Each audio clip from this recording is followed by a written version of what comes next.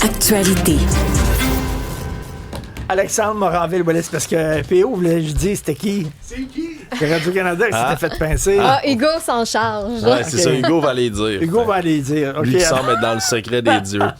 Deux petites citations magnifiques aux États-Unis. Ben, Ouais, donc. Tu me parlais de la belle toune Balls in Your Mouth de Kid Rock. Ben, c'est parce que moi, j'ai vu le Boule passer dans ta là, bouche. du côté, les plus des burnes, hein, comme diraient les Français. Ouais, parce que j'ai vu plein de gens de la magasphère en fin de semaine qui disaient nous, on écoute le spectacle alternatif de Kid Rock parce que Bad Bunny, c'est un spectacle obscène dans lequel il y a des femmes qui se trémoussent le popotin. C'est pas bon pour les enfants. D'ailleurs, c'est ce que Donald Trump lui-même a dit sur Truth Social. C'est pas bon pour les enfants, ce Super Bowl-là. C'est dégueulasse.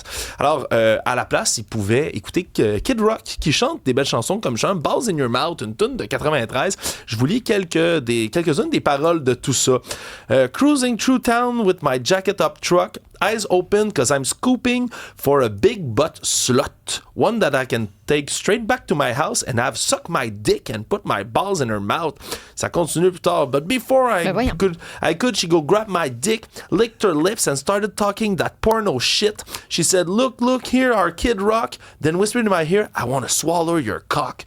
Je m'excuse pour tous ceux qui sont à la maison et qui entendent ça. Et ça, c'est le chanteur préféré de Trump. Oui, et de la droite MAGA, qui est très conservatrice, les valeurs Jésus, Les valeurs familiales. Faut pas choquer les enfants puis leur imposer de la sexualité à l'école. Par contre, la tellement mi-temps de Kid drôle. Rock, ça, c'est bon.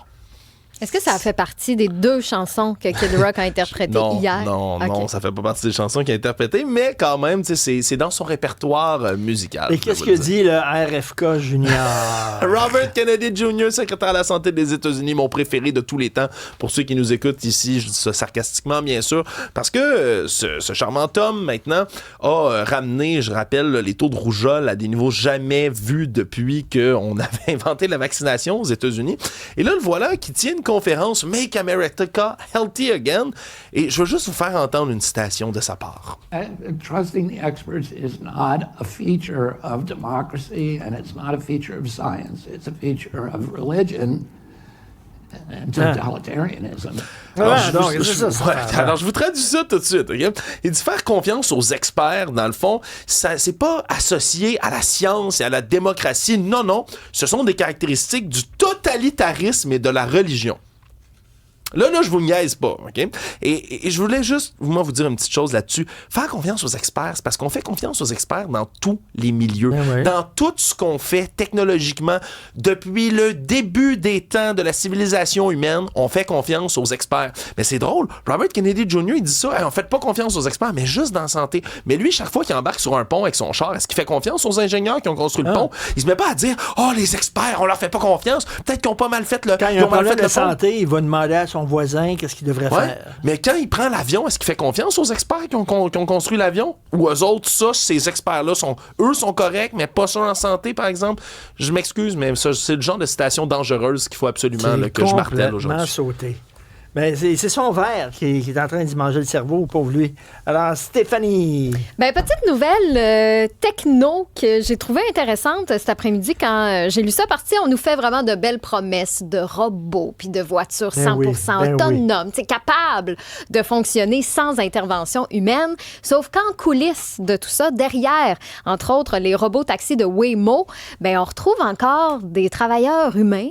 Et bien souvent, c'est des humains qui sont mal payés et qui sont là pour sauver la mise de ces robots taxis-là supposément autonomes. Donc, ça s'est passé au Sénat la semaine passée. Le responsable de la sécurité chez Waymo était là et il a reconnu devant le Sénat que derrière l'intelligence artificielle se cachent encore des humains. Donc, quand le logiciel de conduite du véhicule va détecter une situation atypique puis que là, il ne sait pas trop quoi faire, il peut choisir d'envoyer une requête à un agent humain qui, lui, va apporter son aide en regardant via le flux vidéo des caméras extérieures du véhicule. Par exemple, un automobile autonome dans les rues de Montréal va freaker bien raide. Avec les nids de poules, ça va flasher rouge. Qu'est-ce qui se passe? Il va avoir besoin d'humains. Puis là, même l'humain, à mon avis, va se dire, je sais pas, on évacue.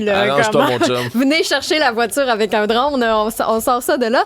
Donc, les agents vont ensuite déterminer, mettons dans la situation atypique, ils vont déterminer un nouvel itinéraire que la voiture voiture va donc se mettre à suivre. Et là, lors de la séance au Sénat, le responsable de la sécurité a dit que oui, il y a certains opérateurs qui travaillent depuis les États-Unis, mais qu'il y a une part importante qui est basée à l'étranger, notamment aux Philippines. Donc, c'est des sous-traitants qui sont chargés d'assurer le soutien et qui sont payés, mal payés, qui sont payés une misère pour faire ce travail-là.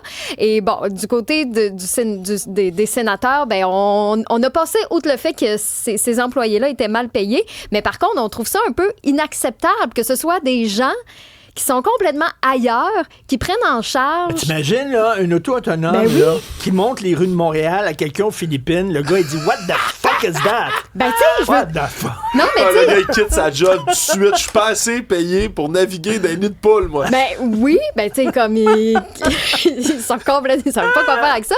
Mais tu sais, je veux dire, eux, ils émettent aussi le point de « Hey, est-ce que ces gens-là ont leur permis? Est-ce qu'ils connaissent nos règles de sécurité routière? Non. Donc, je trouve ça quand même assez hallucinant qu'on nous vende encore du rêve alors que le projet est même pas prêt, dans le sens que c'est en train d'arriver sur les routes, mais ce projet-là n'est pas prêt encore. C'est pour ça que ça prendrait du temps avant que je monte dans une auto autonome. Je comprends. Pour moi, c'est pas prêt encore. Non, c'est ça. C'est encore un peu embryonnaire, en tout cas, quand on lit ce genre de nouvelles-là. C'est très intéressant. Alexandre, je me souviens de l'époque où on allait acheter nos disques chez Steve's Music. Ah oui. Steve's Music. Je sais, ça me fait de la peine. Oui. Ouais, vous allez pouvoir continuer, c'est ça la bonne nouvelle, mais à une seule enseigne. Il y a juste le commerce emblématique de Steve Music sur la rue Sainte-Catherine qui va subsister parce que malheureusement, il se place là, sur la loi de la protection de la faillite et de l'insolvabilité. Vont devoir fermer les autres magasins, 4 de leurs 5 magasins qui se trouvaient un peu partout. Avec le téléchargement, puis les Spotify de il y avait quand même beaucoup d'instruments aussi en vente. Mais c'est le commerce en ligne surtout. C'est vraiment ça qui vient leur faire très mal. C'est pas autant qu'ils vendaient beaucoup moins de disques depuis des années, mais surtout de la marchandise musicale, des accessoires et des instruments.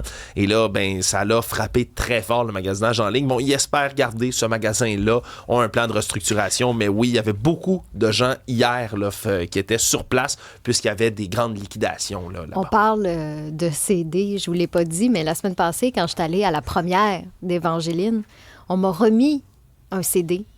Et t'as pas pu l'écouter? Je l'ai pris, mais dans ma tête, j'étais comme, où est-ce que je vais écouter ça? Non, moi, j'ai... Ton ordinateur, ça mon fonctionne ordinateur pas? en a pas. Char, ma ça voiture, fonctionne plus? j'en ai plus. Oui. En tout cas, j'ai un CD neuf. Et je sais pas où l'écouter. Tu vas pouvoir jouer au frisbee avec. Je veux dire, il y a quand même du talent sur cet album-là, mais reste que tu peux pas le lire. Je sais pas comment l'écouter. Là, les amis, ça a été une réalité. Sors ton Walkman jaune. Mon vieux Walkman. Ouais, non. Pour d'autres nouvelles du genre, allez sur le site et l'application cube.ca.